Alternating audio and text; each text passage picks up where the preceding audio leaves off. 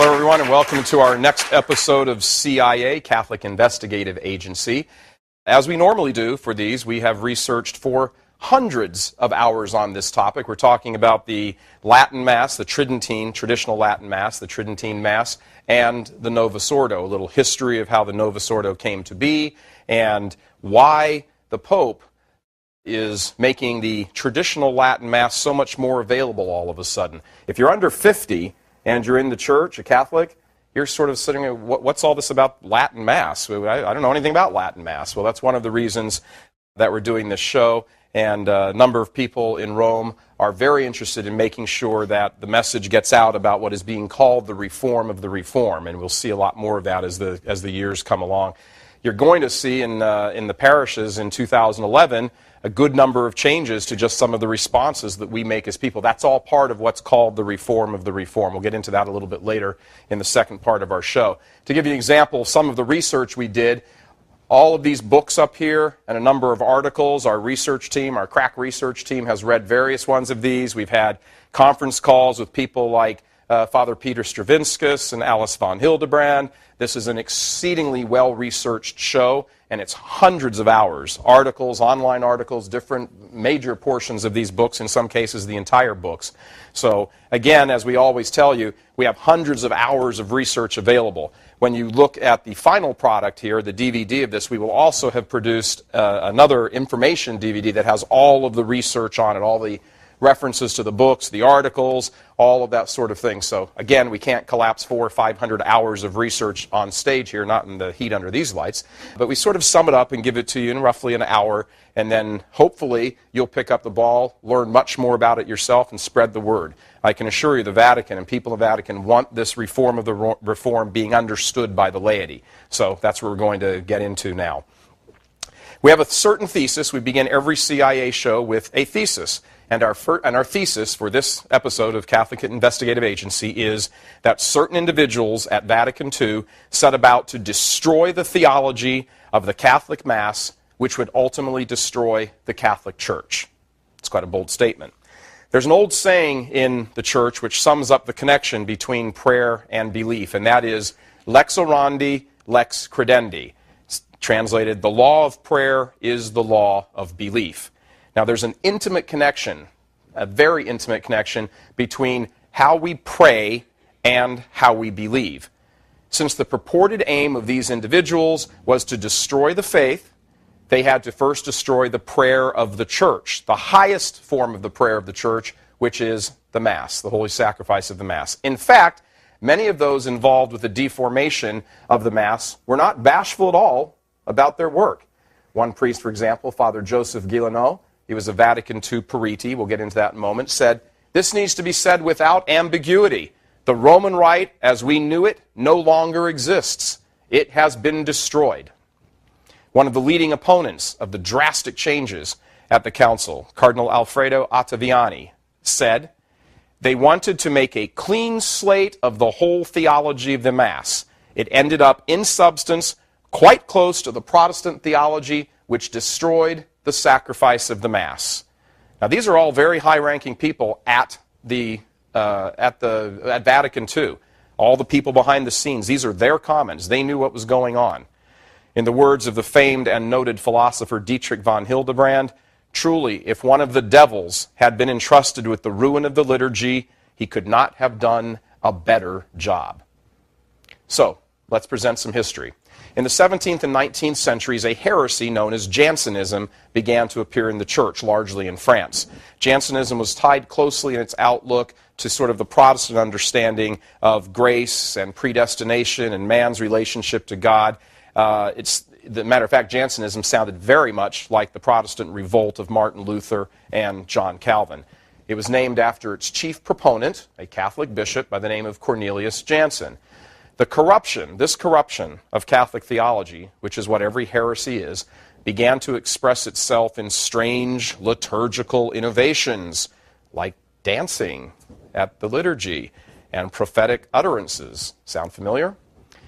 About liturgical dancing, Cardinal Ratzinger said, "Dancing is not a form of expression for the Christian liturgy."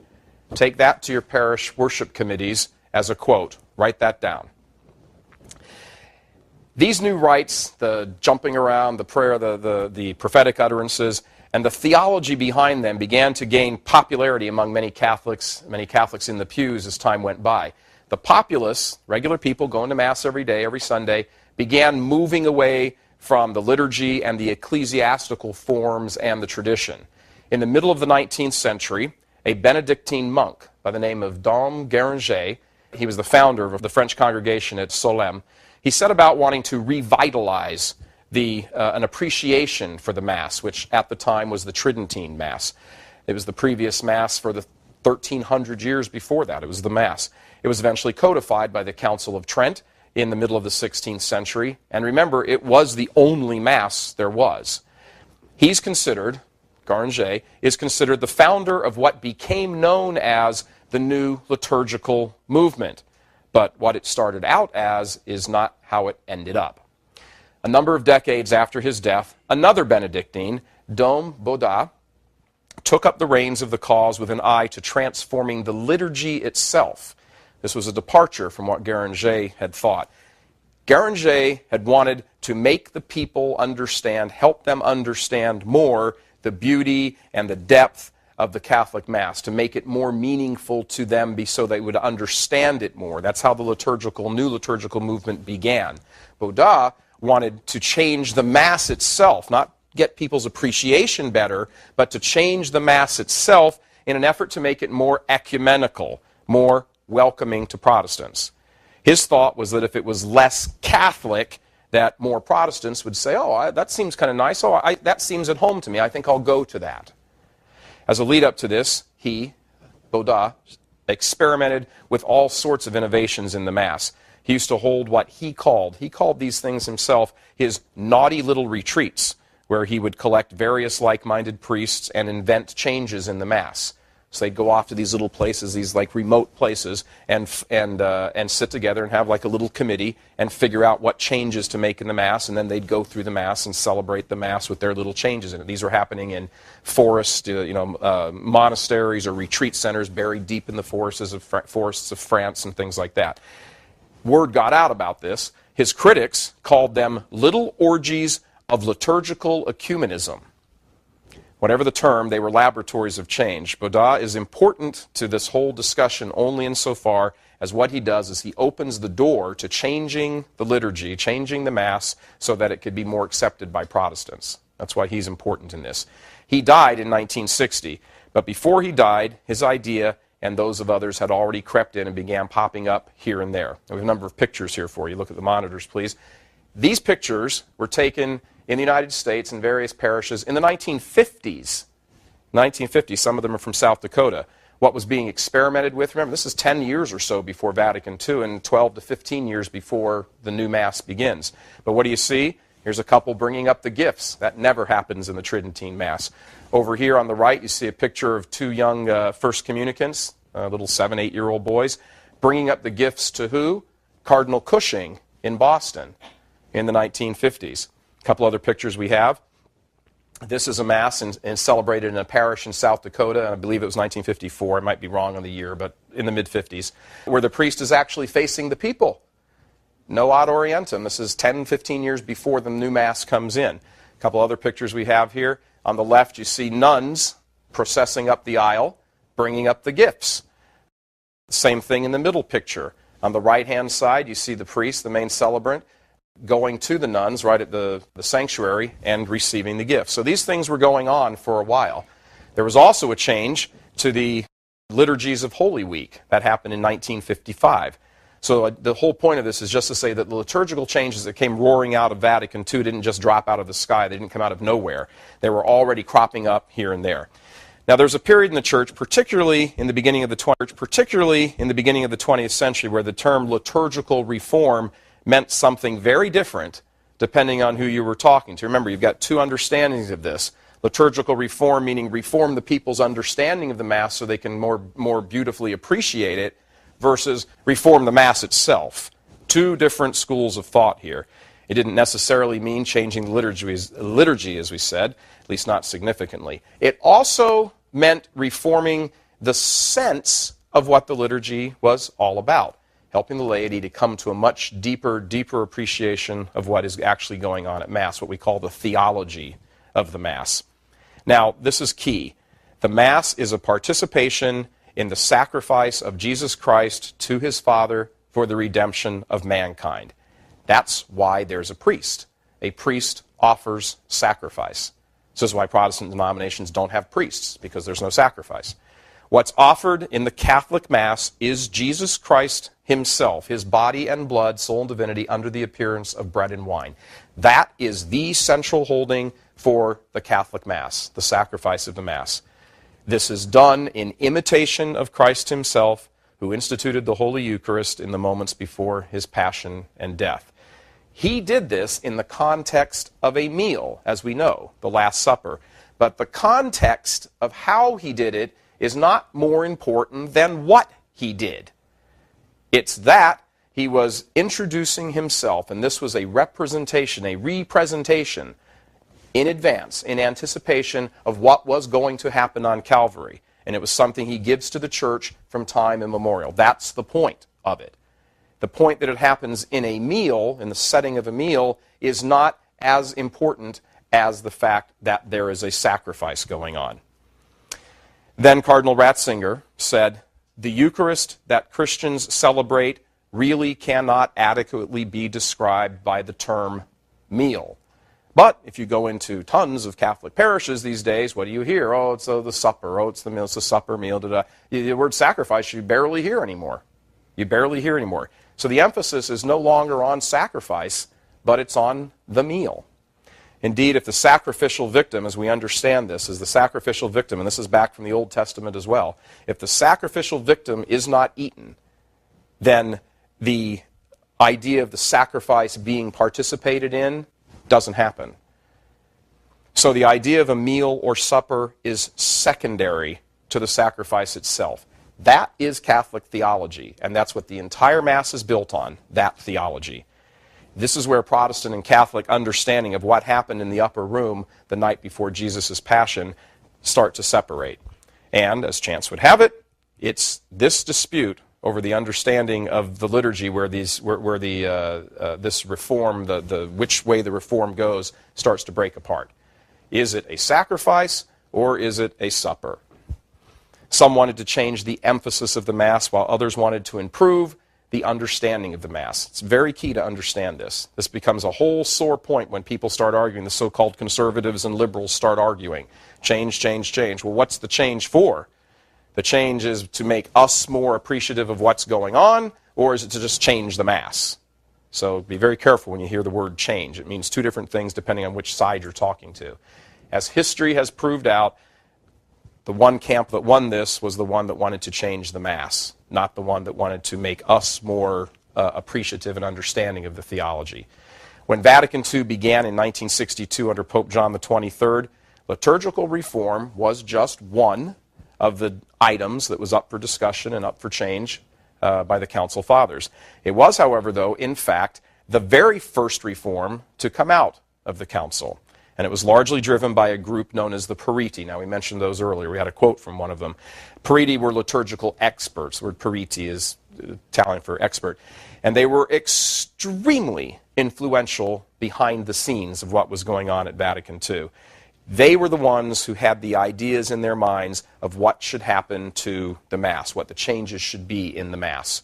Now, they didn't have any power themselves, but one English fellow by the name of Douglas Woodruff, he was an outstanding English Catholic scholar, and he was editor of the newspaper, the British newspaper, The Tablet, during Vatican II. He said, "For in a sense, this council has been the council of the Periti, silent in the aula, but so effective in the commissions and at the bishop's ears."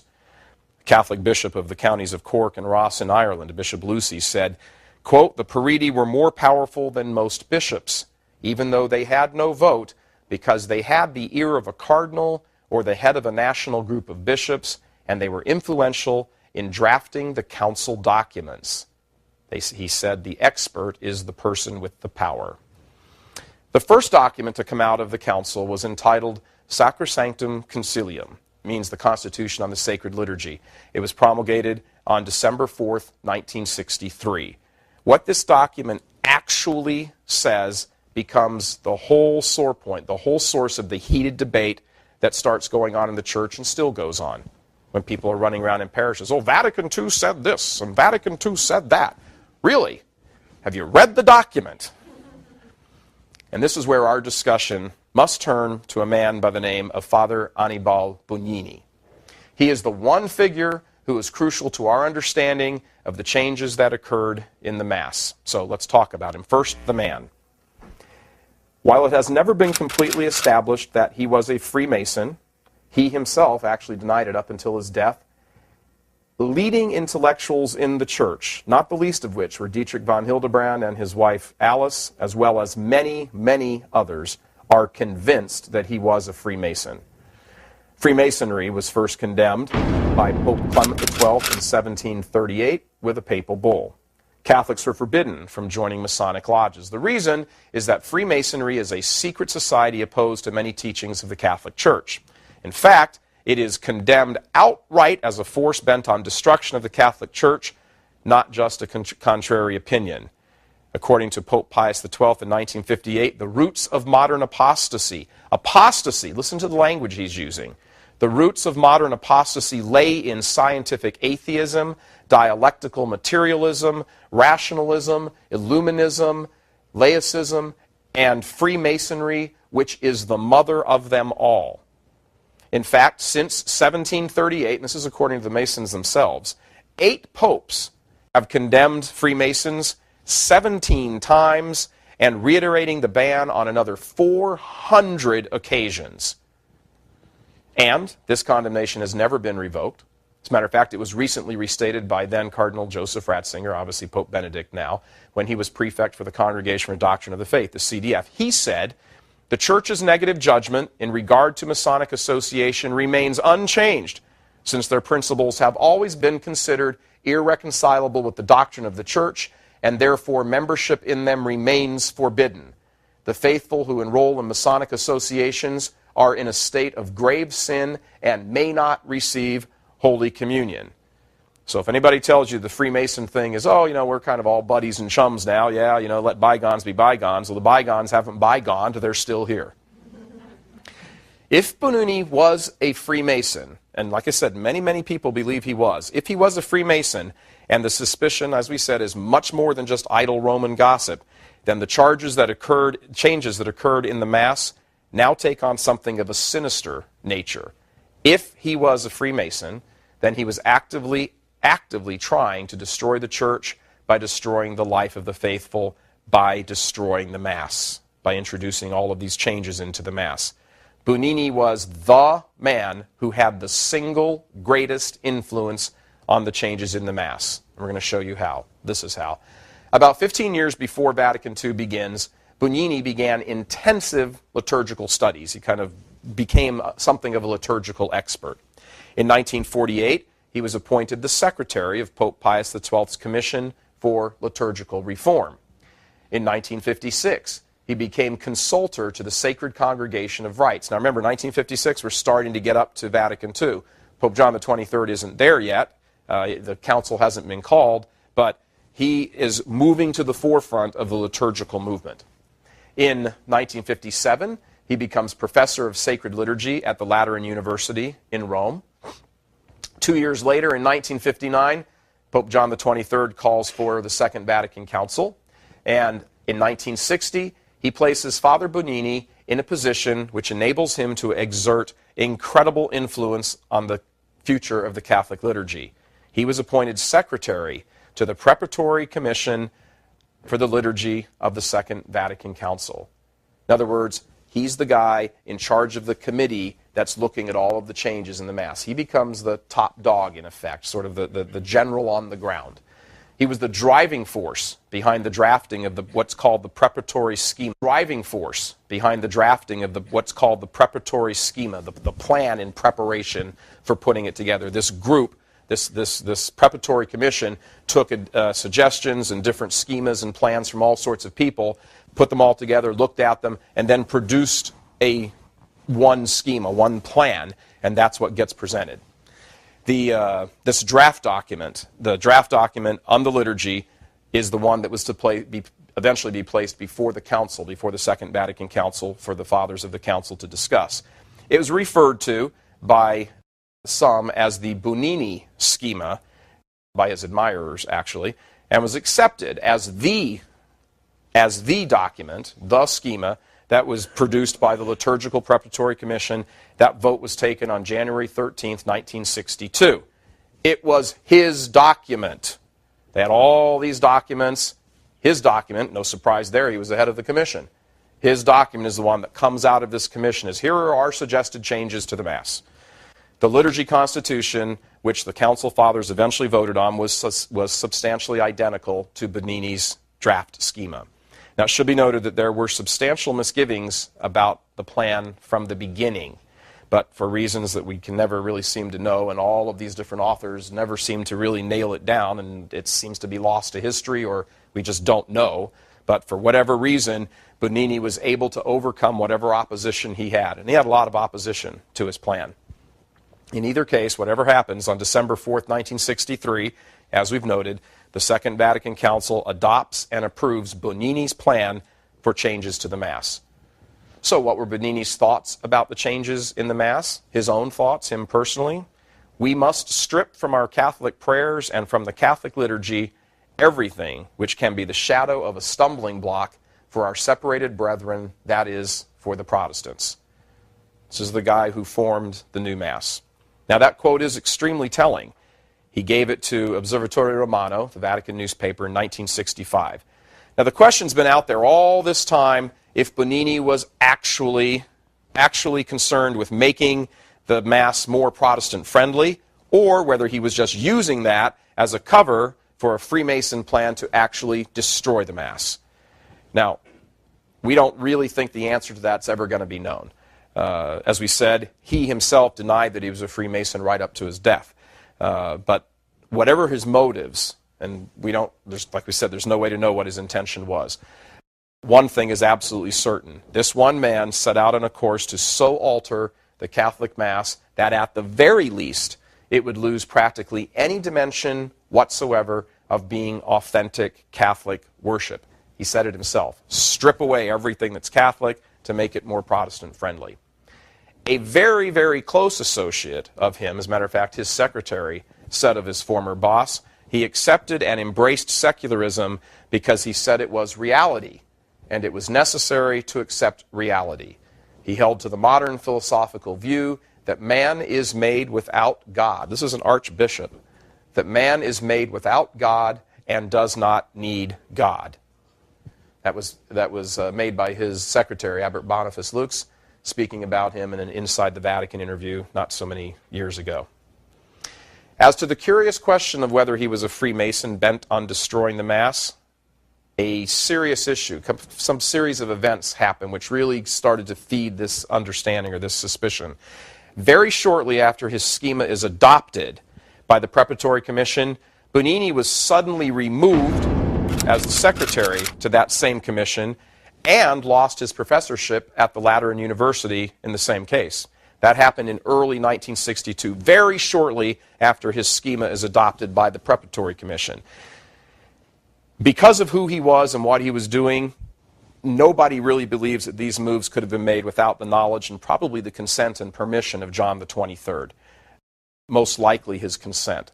So stripped of his power, it looks like in early 1962 that Bonini just has sort of moved off the stage, he's lost all of his authority.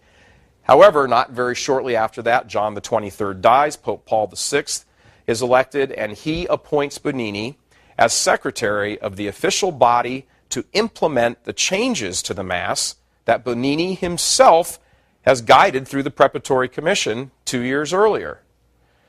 So in 1964, 2 years after being canned, he became the secretary of the Commission for the Implementation of the Constitution on the Liturgy. That's big, large Roman speak for a body referred to as the Concilium. Now, no one seems to know why he'd been dismissed by one pope and almost immediately reappointed by another. In either case, he was now in a very powerful position to push through the very plan that he had written himself 2 years earlier. Now, a word real quickly about Pope Paul VI here. According to our sources who had direct contact and access to Pope Paul VI, and had private audiences with him with no one else in attendance except them and the Holy Father. Pope Paul was sort of a weak-willed man. This is not talking about his holiness. It's not talking about his intentions. This is talking about his constitution. He was a weak-willed man who they believed was easily manipulated. He totally supported the idea of getting rid of the Tridentine Mass, the traditional Latin Mass, from the outset. He wanted it gone. And it was only some very strange quirk that actually kept him from totally eliminating it. When word began circulating that he was about to totally abrogate the Tridentine Mass, to totally blow it up, a number of prominent Catholics wrote a personal letter to him asking him not to do so. According to reports, it was the presence of Agatha Christie's name on the list of people who'd signed the letter that he said, oh, he sort of jumped out and was like, oh, Agatha Christie? And so for the sake of the Catholics, most of them English Catholics on this letter, he did not totally abrogate the Mass. So the Mass was never done away with. For those of you who've sat in parishes, people here in the TV studio audience, or people sitting at home watching this, the traditional Latin Mass, the Tridentine Mass, was never abrogated. That's a point you hear constantly. Oh, we won't do that old Mass anymore. That old Mass was never abrogated. So, he was also heavily influenced by the French philosopher Jacques Maritain, who was a well-renowned Thomist philosopher, but also had some sort of decidedly leftist thoughts when it came to social teachings. When Dietrich von Hildebrand made a personal appeal to Pope Paul to beware of the changes of the Mass, and I have to share this with you, we got this information we're telling you right now directly from the mouth of Alice von Hildebrand herself. She said her husband Dietrich went to Paul VI when all of this was happening and said this is going to destroy the faith. That this is horrible. It's going to wreck the faith of Catholics. That the theology of the Mass has been gone and substituted with something else. When he told Paul VI that, Paul angrily dismissed him and told him, and he and his concerns, just be quiet. That's right from the mouth of Alice von Hildebrand. She said it really, really greatly disturbed Dietrich. And that's when his writings changed. A lot of the stuff before that was very philosophical-oriented, wonderful, deep, beautiful things that Pope Pius XII referred to him as a doctor of the church, called him the doctor of love. He's a wonderful, wonderful man, great deep thinker. But when all of this started happening to the Mass, you see a big shift in his writings. And he starts writing different books over here, like the Trojan Horse and the City of God. And he starts talking about what's going on inside the church now. And that becomes a shifting point, a change for him. So the big picture we have here is somewhat mysterious. A priest, Annibale Bugnini, with a decidedly reform-minded agenda. Some would say, because he's a Freemason, that he wanted to destroy the Mass. He gets his plan adopted by the council that he is secretary for. Shortly afterwards, he loses all his authority. Shortly after that, and then his plan gets accepted by the Second Vatican Council. Shortly after that, John the 23rd dies. Pope Paul VI comes in, reappoints him, and puts him in charge of the committee to implement and interpret the very plan he wrote 2 years earlier. That's how this whole thing swims through. Suddenly, bishops and lay people become alarmed at what they see going on. They appeal to the Pope. They're dismissed. And in the meantime, a new Mass is being engineered that almost totally downplays all Catholic worship in favor of a Protestant-friendly approach. That's just what was going on in the church in Rome. Now, this is an extremely important point, and I need to stress this. No one, certainly not us, no one is saying that the new Mass is not valid. Let's hammer this point home. The validity of a sacrament is, did the sacrament happen? When it comes to the case of the Mass, the Eucharist is the bread and wine consecrated and turned into the body and blood of Jesus, body, blood, soul, and divinity of Jesus, or is it not? Yes, it is. No one is saying the new Mass is not valid. No one is saying when you go up to receive Holy Communion that you're not actually receiving. No one is saying when you go up to receive Holy Communion that you're not actually receiving Jesus. Yes, you are. It is a valid Mass. We're not talking about the validity. We're talking about, is this authentic Catholic worship? Is this how Catholics worship God? Is this a break from the past that's so violent that you can't really say this is authentic Catholic worship as we have understood it?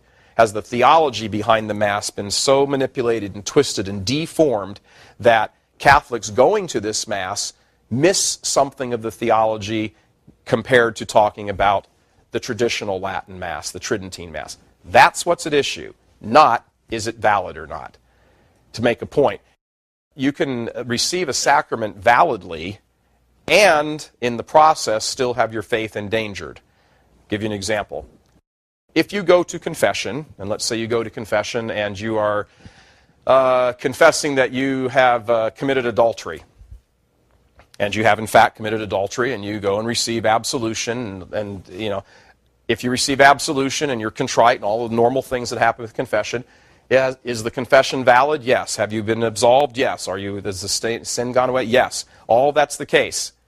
But if the priest says to you at the end of it, oh, and by the way, don't worry, that's not really a sin. You know, I know your wife, and she's not the nicest lady around, so you can go ahead and have a get out of adultery free card. Your faith has been damaged. Is the sacrament valid? Yes. Has your faith been damaged? On the other hand, yes. We're not talking about the validity of the Mass. It is Jesus. The bread and wine are consecrated. It is Jesus. We're talking about, is this authentic Catholic worship? Is what's going on behind the scenes a possible detriment to your faith? That's the question. That's what Dietrich von Hildebrand's asking. That's what Alice von Hildebrand is asking. That's what Peter Stravinsky is asking. That's what all of these people who've written all of these books are asking. Is this a danger? What's going on? This is the point of this show. That's the point of all of these writings, all of these articles. This is why Pope Benedict is saying we need a reform of the reform. If there was no problem with the Mass, as we now experience it in most of our daily parishes in America and all over the world, with the Novus Ordo, the new Mass, if there was no problem with it, there would be no call from Rome to revisit this. All of these brilliant minds would not have written thousands and thousands of pages about this. We're not creating this. We're simply echoing everything they've thought and what we've been researching for hundreds of hours. And if the Holy Father himself says, wow, we really need to fix some things up here, then this is an issue worth looking at. And that's why we're doing this show. Protestants who were at the council as observers and were very familiar with the documents were surprised themselves at how much of an extent the documents accepted Protestant theology. One Anglican bishop, John Mormon, he was one of the Protestant observers. Listen to what he said. In reading the schema on the liturgy, that's the Bugnini plan that gets accepted by the council, I could not help but thinking that if the Church of Rome, lovely expression, the Church of Rome were to carry out all of the reforms proposed, they would one day find they had triumphantly invented the Anglican Book of Common Prayer. That's from an Anglican. He reads the thing and goes, oh, well, look at that. A Protestant professor of dogmatic theology at Strasbourg, M.G. Siegwald, said, nothing in the renewed Mass need really trouble the evangelical Protestant. These are Protestants assessing the Mass going, hey, rock on, Catholics. Took you 500 years, but you caught up to us finally. Good for you. Those reactions are precisely why all of these people wrote all of these books. It's what drove von Hildebrand to Pope Paul VI and said, whoa, put the brakes on this. This is what's been going on for 40, 50 years. According to the man who essentially developed the Novus Ordo, the new Mass, the Mass most of us attend each week in our parishes, it had to be stripped of anything Catholic that would be a problem for Protestants. In short, the prayer, the public worship of the new Mass, the question is it more Protestant or more Catholic? That is a very, very key question. Remember our opening quote? Lex orandi, lex credendi. It's not all of it. We pulled back one line. It is in its completion, lex orandi, lex credendi, lex vivendi.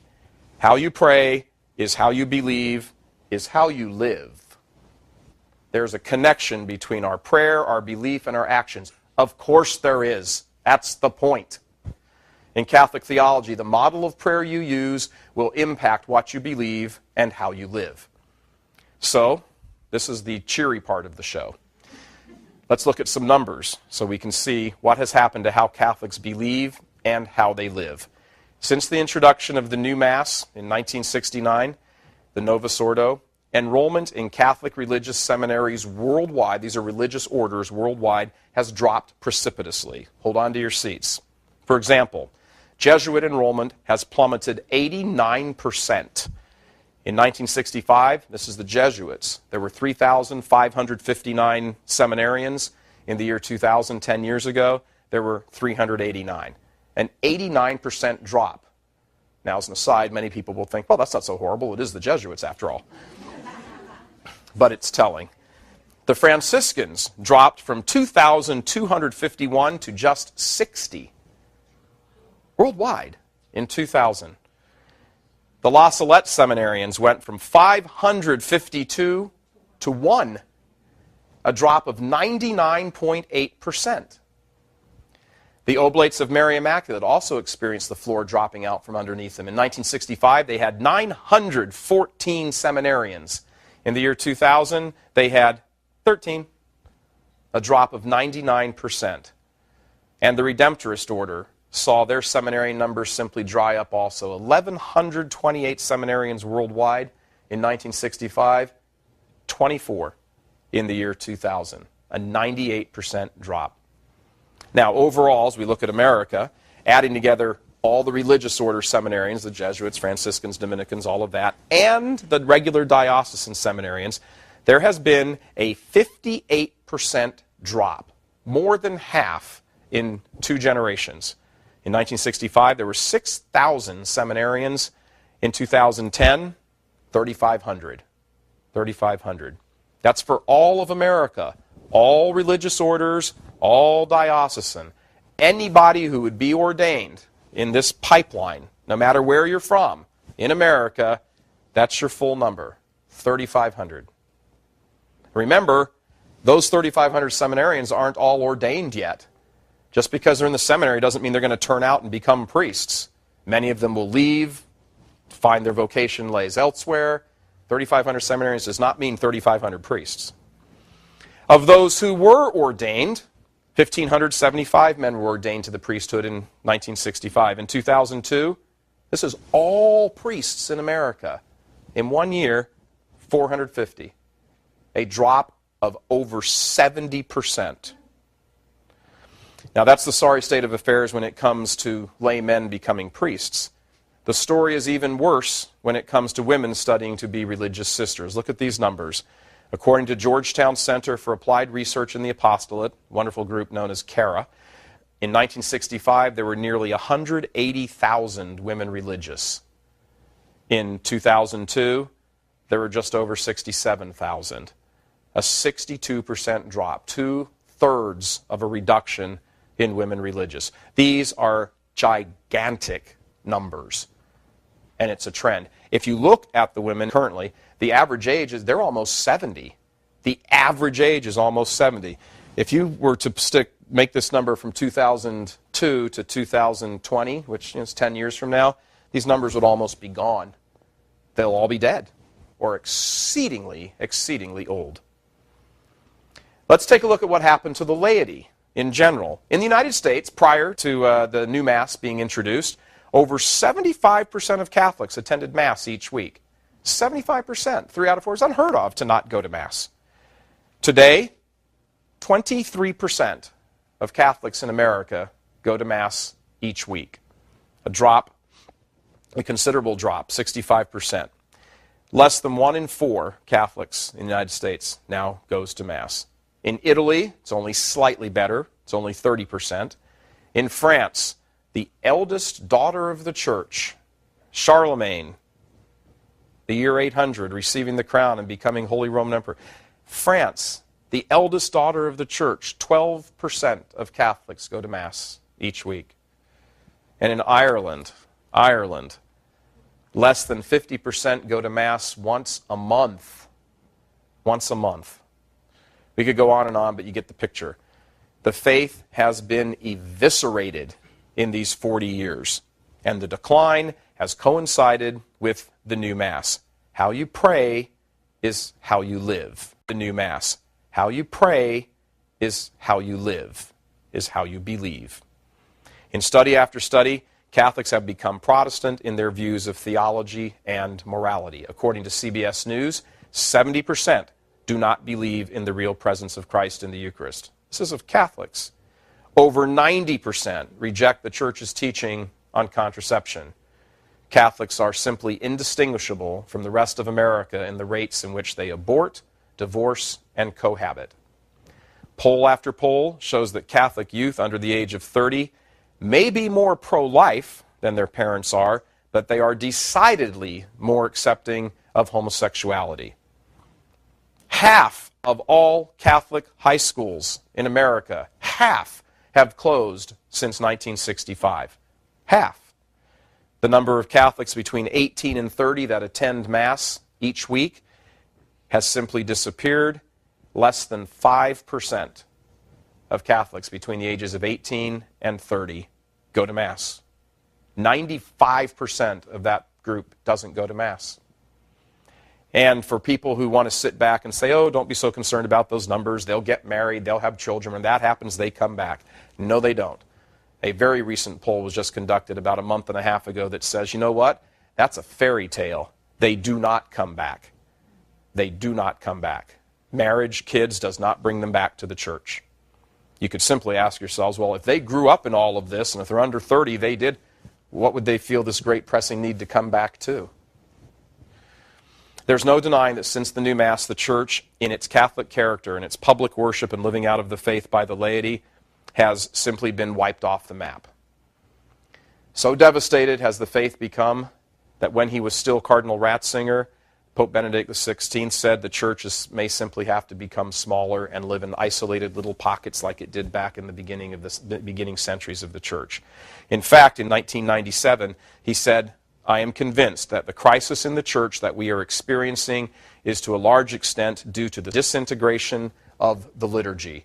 When the community of faith, the worldwide unity of the church and her history, and the mystery of the living Christ are no longer visible in the liturgy, where else then is the church to become visible in her spiritual essence?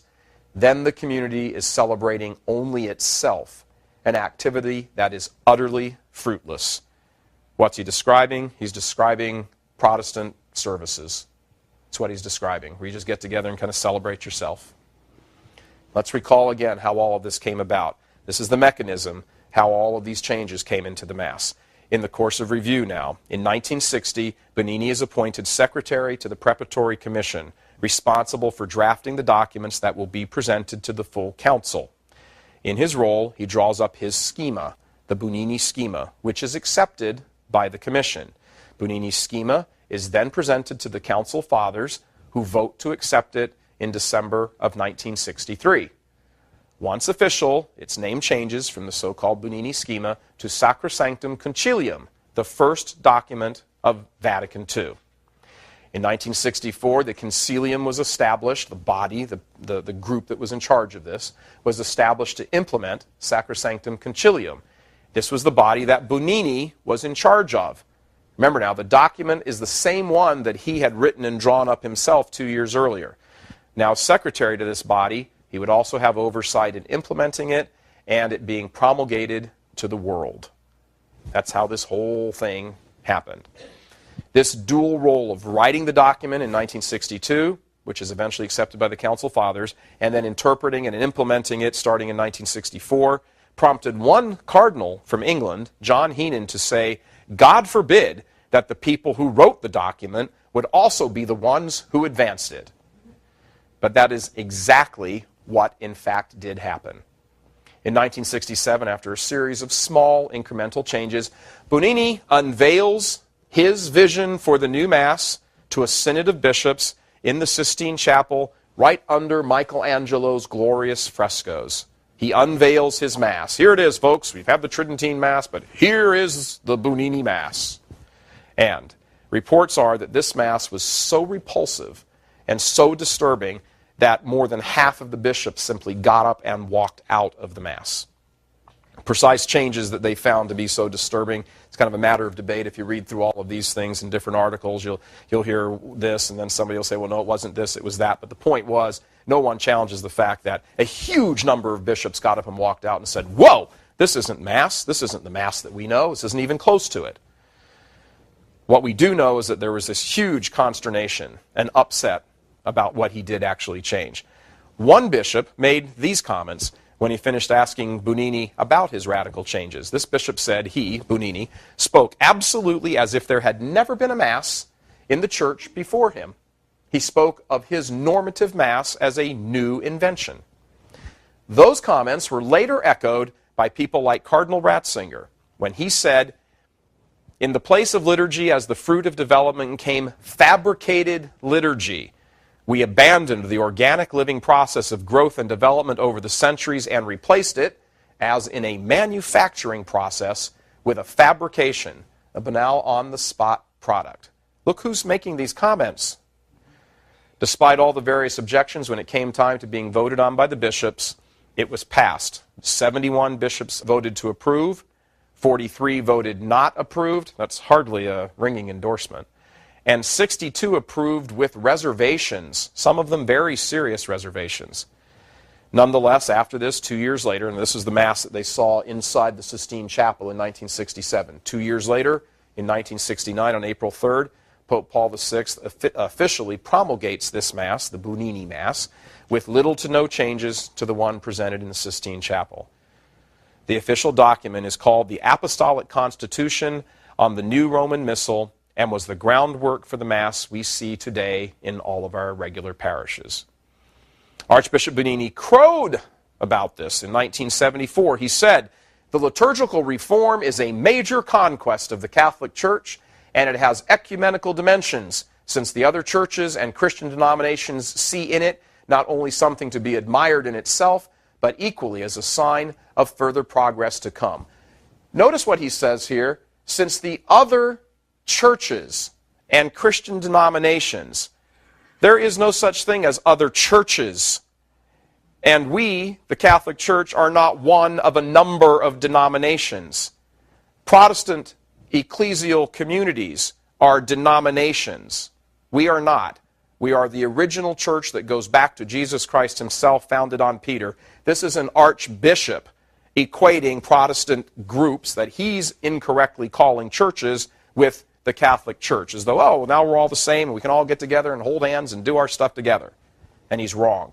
And Pope Benedict XVI, when he was still the head of CDF, corrected this understanding that we're all churches. No, there is one church. Our Blessed Lord founded one church, and it's the Catholic Church. Everything else is an ecclesial community.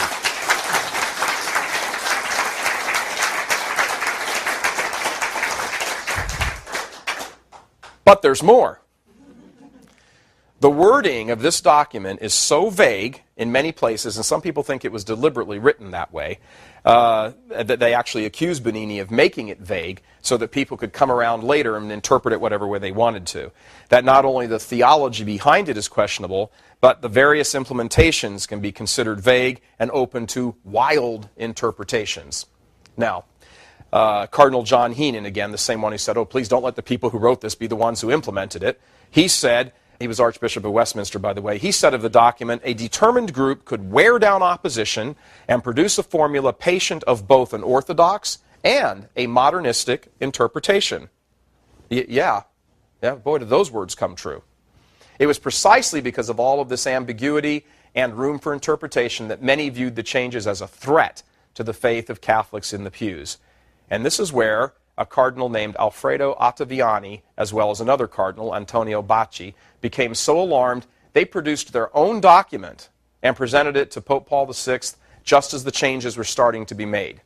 His documents become known as the Ottaviani intervention, like, whoa, stop, I want to intervene here. You need to read this, Holy Father, you need to read this.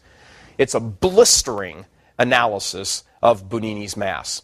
It stresses the point that the new Mass is a severe rupture from the past with its overemphasis on community, as well as a wild accommodation of Protestant theology. The Mass, for example, in Bugnini's document is constantly referred to as a supper. In fact, it is defined by Bugnini as a supper in his document at the expense of the idea of sacrifice. In the area of the purpose for the Mass, the ultimate purpose for the Mass is the sacrifice of praise rendered to the Holy Trinity. That's the ultimate purpose. The ordinary purpose of the Mass is to make satisfaction to God for sin. That's what Catholic theology has always maintained. But these purposes don't even appear in the Bonini schema or anything. They don't. Those distinctions aren't even there. Those purposes don't even exist. The new Mass stresses the nourishment and the sanctification of the faithful. Old Mass, worship and adoration to the Holy Trinity, the removal of sin. Here, hey, we're all nourished and getting along together. Two entirely different structures here.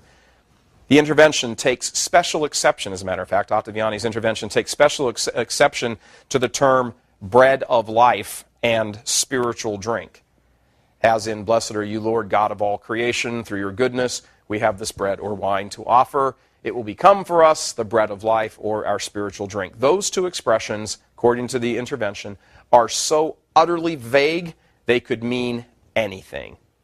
In fact, with the reduction of the Mass from a sacrifice to a supper, this is a quote from the intervention, with its de-emphasis on the sacrificial nature and overemphasis on the community, the Mass will turn into a philanthropist's meeting or a charity banquet.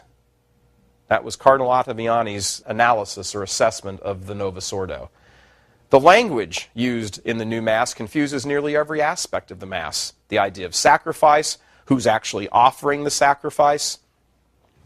The understanding now in so many Catholic parishes is that we all offer the sacrifice as a community. No, we don't. That's what the priest does. That's why the priest is a priest. The idea of an altar versus a table. Come up around the table of the Lord. Remember that song in the 60s? Gather around the table of the Lord.